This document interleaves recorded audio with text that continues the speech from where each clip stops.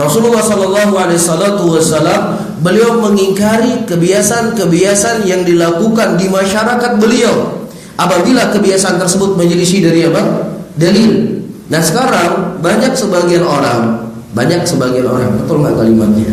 Sebagian orang hari ini, ya, mereka menjadikan satu kaidah untuk menghalalkan segala sesuatu yang itu adalah haram dalam agama.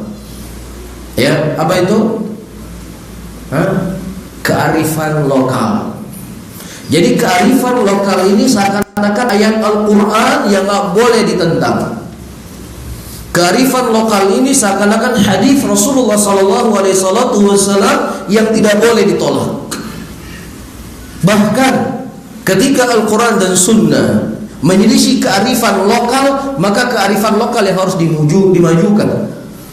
Iya, tidaklah Nabi SAW diutus oleh Allah Subhanahu wa taala ke kota Mekah, ya, kecuali beliau mengingkari hal-hal yang itu berbau kesyirikan, berbau penyimpangan syariat yang itu merupakan kearifan lokal orang-orang musyrikin Quraisy pada waktu itu. Di antaranya doa ini. Ya, doa birrafa wal badin diganti, dilarang oleh Nabi. Ucapkan barakallahu laka wa barakallahu alaik wa jama'a bainakuma fi khairin. Ya, dan juga Nabi sallallahu alaihi wasallam menentang kearifan lokal orang musyrikin yang mereka tidak mau menikahkan anaknya di bulan Syawal, diingkari oleh Nabi sallallahu alaihi wasallam. Ya, dan juga Nabi sallallahu alaihi wasallam mengingkari, ya, kebiasaan orang-orang jahiliyah dengan hari rayanya diganti oleh Nabi SAW dengan hari raya Idul Fitri dan hari raya Idul Adha. Iya, dan juga kearifan lokal orang-orang musyrikin di zaman dahulu ada keyakinan tatoyur. Keyakinan apa? Tatoyur. Apa itu keyakinan tatoyur? Menganggap sial atau beruntung dengan suara burung. Jadi kalau dengar suara burung gagak, mereka tidak keluar rumah. Tapi kalau mendengar suara burung tertentu, mereka keluar rumah. Ini adalah keberuntungan. Ini kearifan lokal mereka dan diingkari semua oleh Nabi SAW. Nabi berkata, la tatayyur, la tayyara. Tidak ada yang namanya tatayyur tersebut. Jelas ya? Tidaklah Nabi SAW, saya tegaskan kembali, beliau diutus oleh Allah Subhanahu wa taala kecuali mengingkari beberapa hal yang itu merupakan kearifan lokal di negeri beliau. Dan subhanallah wa dami ayyuhal ikhwah rahimani wa rahimakumullah, beberapa hari yang lalu kita terkejutkan, ya, bagaimana Allah Subhanahu wa taala memalingkan seseorang yang sudah berada di atas jalan kebenaran, kemudian dia memilih jalan kesesatan yang sesatnya na'udzubillah, sesuatu yang tidak masuk akal kita.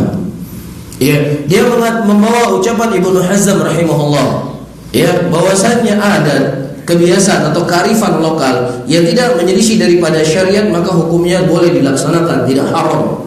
Kemudian dia contohkan keyakinan masyarakat ada Dewi Padi. Dewi apa? Dewi Sri. Ya, Dewi Sri. Dialah dewi yang memberikan kesuburan di tanaman padi lain sebagainya, sehingga boleh kita melaksanakan perayaan-perayaan tertentu menyerahkan sesuatu kepada Dewi Padi. Naudzubillah. Kalau seandainya ini bukan haram, kalau seandainya ini bukan kesyirikan, mana lagi dikatakan kesyirikan? Ayyuhal ikhwah rahimani wa rahimakumullah.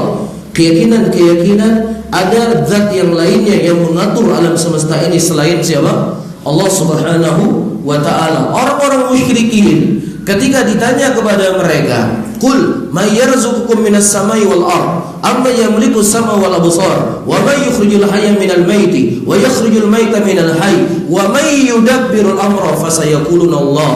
Kalau engkau tanya kepada musyrikin, ya, siapa yang mengatur alam semesta ini? Padi termasuk dari alam semesta atau tidak? Termasuk alam semesta, jalan raya, gunung, laut, semuanya adalah alam semesta. Siapa yang mengatur itu semuanya? Allah. Musyrikin yakin yang mengatur alam semesta itu Allah. Nah, bagaimana mungkin orang yang, ya, dianggap sebagai doktor, ya, di universitas terkenal di dunia ini, tapi berucap dengan ucapan yang naudzubillah. Ya, dengan bangganya dia mengatakan lakukan halal. Ya, mengajak manusia untuk berbuat kesyirikan, mengajak manusia menyembah kepada selain Allah Subhanahu wa taala, inilah sebuah pengkhianatan kepada umat.